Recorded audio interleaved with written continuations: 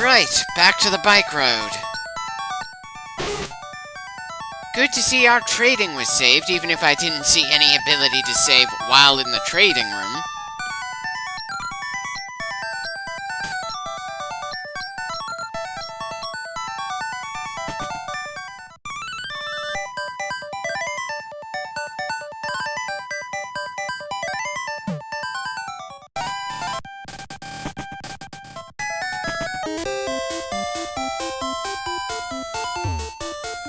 Sorry, lost track of which ones we've already fought against. While they all look the same, regardless of if they're cue balls or bikers, you'd think I'd remember their positions better. Especially since for some odd reason, we're the only one who moves in a bike path. I know the game has people in towns who walk back and forth, so why not have trainers who move back and forth in some areas? It's not like I've been trying to avoid dealing with trainers, so making it more difficult to avoid getting into a battle with a trainer doesn't feel like that's all that much of an issue to me, at least.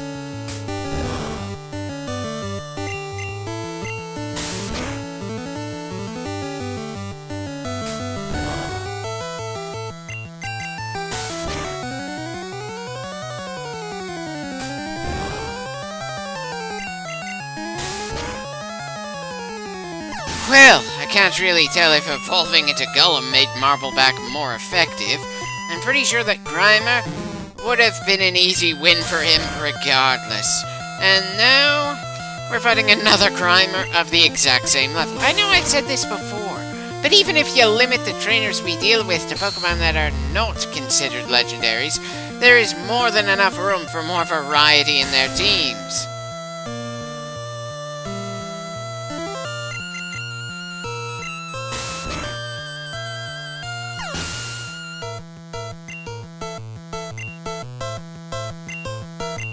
What is even the excuse of us going up against 3 Grimer from the same trainer, all of which have been the same level, and all of which have had the same moves?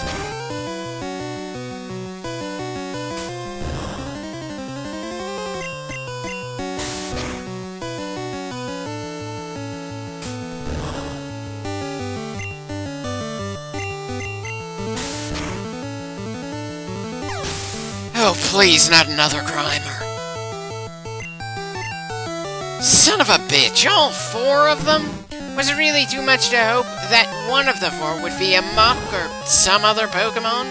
Granted, this is a throwaway trainer on a random road. He's not supposed to provide a challenge in any way unless you've gone out of your way to be under-leveled this far in. Still, 4 of the exact same Pokemon with the same moves is not particularly interesting to deal with. It's the sort of thing that can put you to sleep.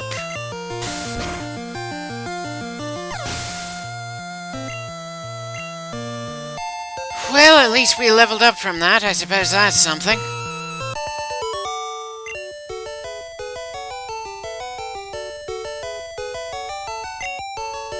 And how is making you mad supposed to be in any way a bad thing since we've already kicked your ass? It's not like your set of 4 identical Grimers is gonna be a threat to us when they're already unconscious and didn't even make the single member of our team we sent at them even get into yellow condition.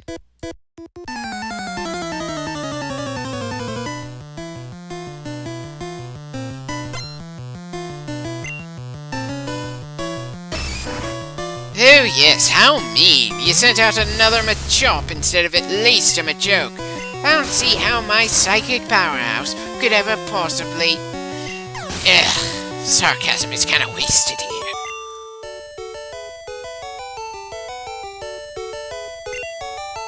Yes, I agree, that was a very bad matchup for you.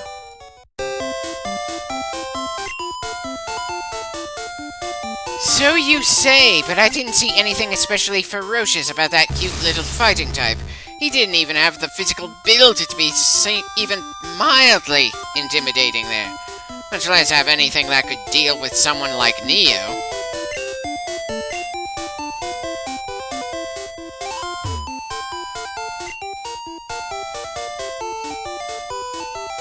Right. After After a certain point in this road, the bike will start trying to push its way down as fast as possible without you pushing any buttons, not letting you stay still unless you got something to block you. A bit annoying, but this is the only time we have to deal with that particular annoyance in this game. It kind of gives this road a bit more personality, and given how many trainers we face feel essentially the same, I'll take whatever personality I can find around here.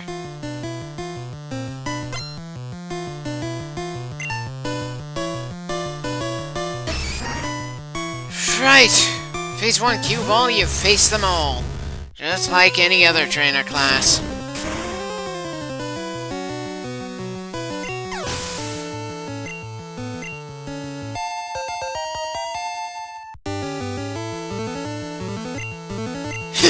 Well, at least this guy decided to evolve one of his Pokemon.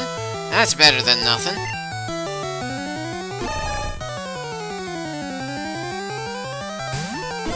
I probably should have kept Neo out for this, but hey, no harm in letting Garm have a go.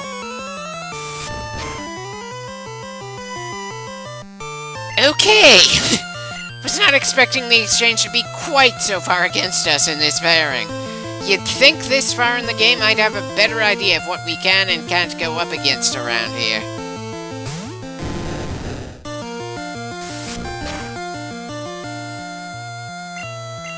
Yikes! Even against Taki, this guy is pretty hard here.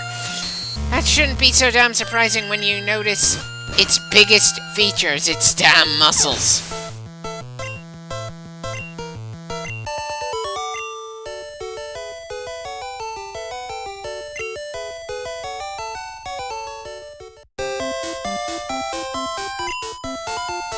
No need for that. We're heading back to the Pokemon Center for a bit.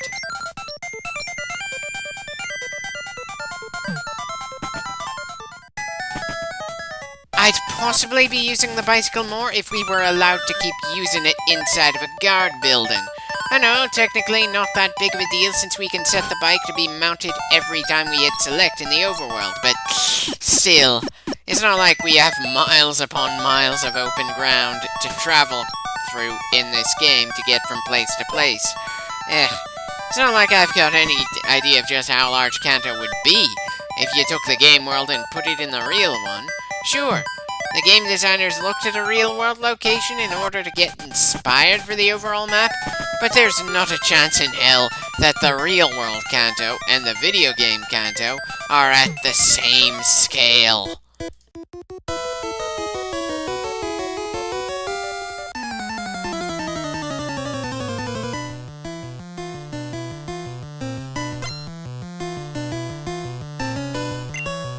If you don't think there's any money in fighting kids, why are you attacking this one who happened to cross your damn path? Are you looking for something other than money? Not that it really matters. You're gonna go down either way.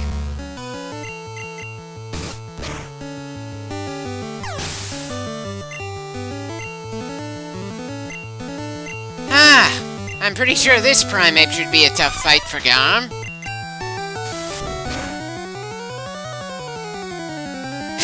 Yikes! That's a bit too tough for him. Again, I kinda wish there was some way I could know for sure when playing that we're facing something faster and stronger than what we've thrown onto the battlefield at the moment. But no, the only real way to know for sure is to try to exchange hits and see how things go.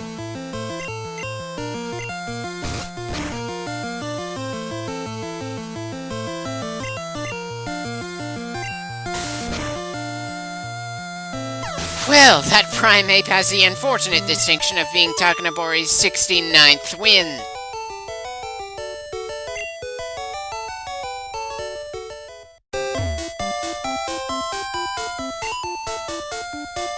Oh, I'm sure there is, but since we can't stay still long enough to check random empty spaces that easily, I'll just take your word for it and not bother checking for myself.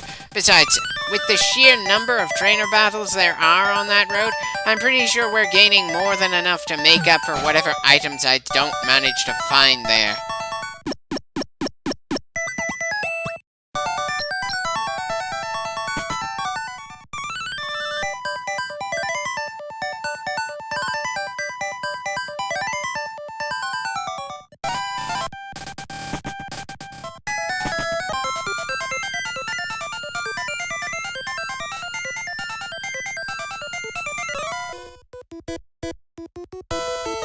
Thank you for telling me what your first Pokemon is gonna be. Unfortunately, we don't have the ability to change who our first Pokemon out is before a battle starts in this particular way.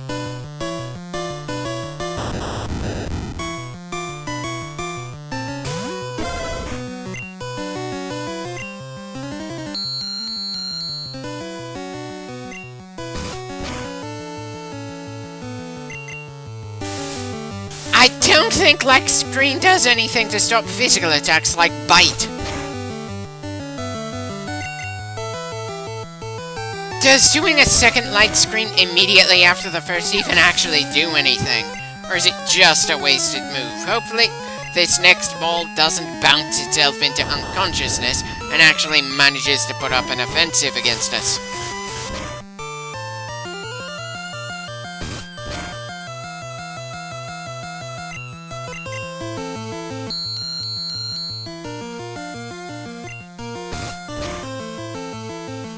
Good job, Garm. That's 26 wins for you so far.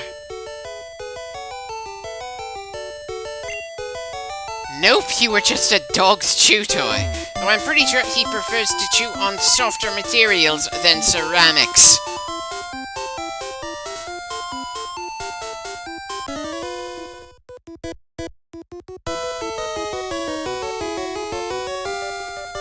Well, let's see them so I can figure it out.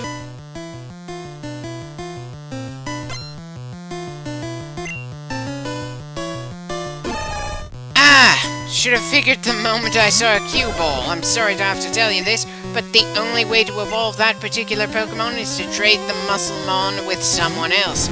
I know, rather annoying. I spent plenty of years never being able to get a Machoke to champ. Still, even without getting to the four-armed final form, a Machoke is still a pretty solid contender. You might want to get him a team, though, so he's not your only option for a fight.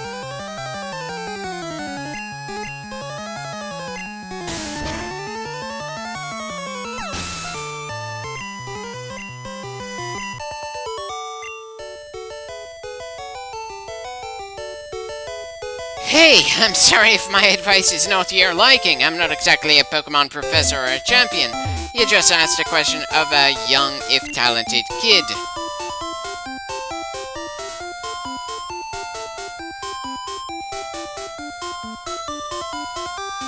On second thought, it's probably a good idea to get some healing done before going up against the next trainer. Again, we're not in any particular hurry, while I'm still moving at a rather leisurely pace, though. I can't help feeling we're doing a pretty solid job here. We've made a good amount of progress going through the road for the moment, and while we might not get to the next town within this clip, we'll have certainly cleared the way to it at the very least. Though I've got to admit, I'm looking forward to leaving Celadon behind us, if only so I can stop hearing that momentary jingle. Ugh. And I can probably stop asking myself why the Rockets patrolling the streets somehow don't know that Jack here invaded their base and humiliated their boss. Again, dealing with the Rocket base and Lavender Tower seem to have as much impact on the world in this game as gathering a bunch of lizard stomachs in World of Warcraft. Sure, it's something we needed to do in order to make progress, but it's not something that felt all that satisfying to go through aside from just, yay, progress!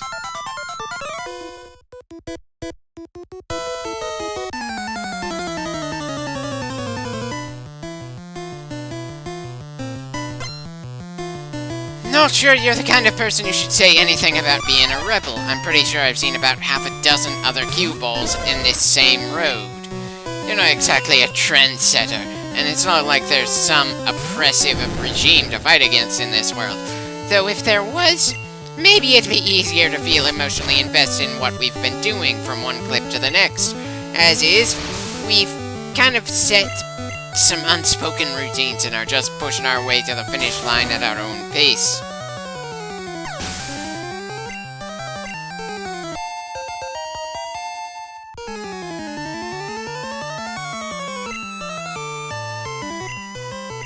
Well, may as well let Takanabori keep on going. Sure, technically Neo would have been a better choice to send out here. Still, Taki can take this guy. After all, We've taken down higher level Machokes on this road before, and I'd like to get Takanabori leveled up along with everyone else.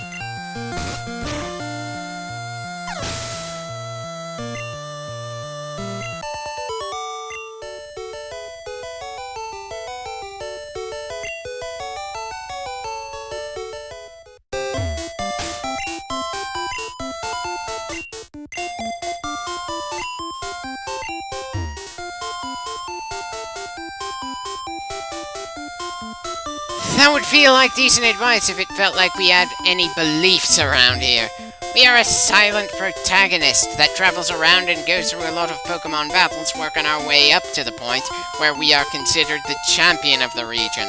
It's not like we're in the middle of some grand cosmic war between the forces of order and chaos, and have to choose which, if either side, we fight for. There are no stakes, because there is no real conflict around here, despite the absurd number of battles we go through. Though, maybe it's a bit unfair in any way to compare Shin Megami Tensei to Pokemon. After all, Pokemon came after and simplified the whole recruit your opponents thing to an easy-to-understand gimmick, rather than some very annoying negotiating minigame. But that series is rather notorious when it comes to making things very difficult for the player, sometimes requiring a guide just to figure out how to beat a singular fight. And even the oldest entry in the series had a more complicated plot than most role players even over a decade after it was made. Just kind of a shame that that series had the poor luck that the first two entries were not officially released internationally. You got some fan translations, but I should probably be more focused on the rather famous game I'm playing right now, rather than talking about an obscure title that I might not ever get to. Sorry, but aside from complimenting this guy for having more evolved forms than most trainers this far in the game, I don't really have much to say about this fight. We have just done so many Pokemon battles in this game that it's hard for me to even pay attention unless there's either something surprising, groan-worthy, or some actual reward at the end that gives the fight a bit more of an edge behind it.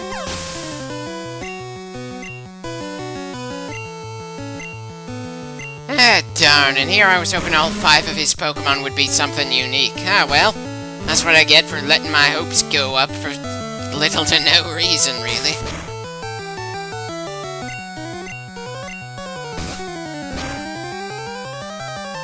And then there was one on his team. Sorry, pal, you had some solid numbers on your side, but you're up against a bloody protagonist.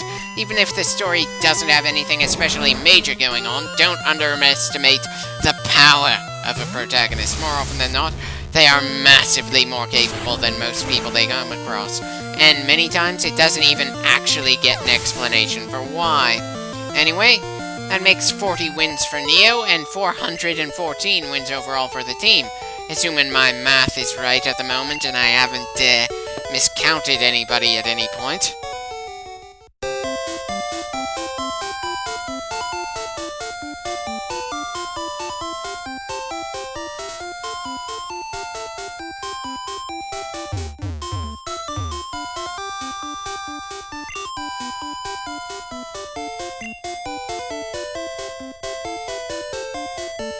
I'm sorry, I'm trying to imagine who could possibly rage quit from the single-player experience in Pokemon. It isn't exactly as tough as Punch-Out on the NES. Hell, I think the Pokemon series is part of why Nintendo lost its reputation for pumping out some especially difficult games. Granted, the Mario series toned things down after a certain point, and when Legend of Zelda jumped to 3D, it got significantly easier, but still, this is an easy one.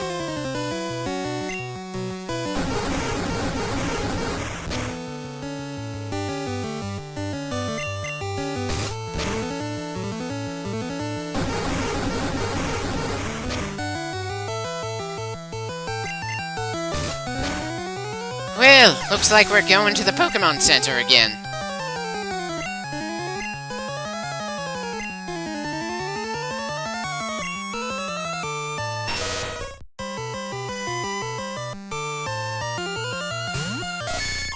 For some reason, I thought Muck would look about as derpy as Machamp and Golem do in the original art style. But then I suppose it's hard to make a gunk monster look bad.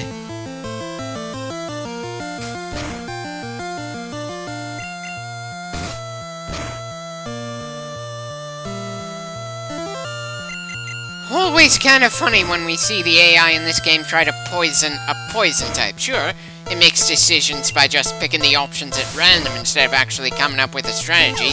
At least unless you're facing someone who's supposed to be better than the average trainer. Still, feels about as ridiculous as someone trying to give a burning man some more oxygen.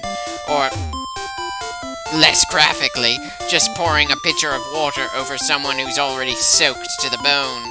It just does not help in the least. Anyway, that's pretty much all from me for now. It certainly felt productive in some ways, even if we didn't actually cover all that much ground or get to the next town just yet.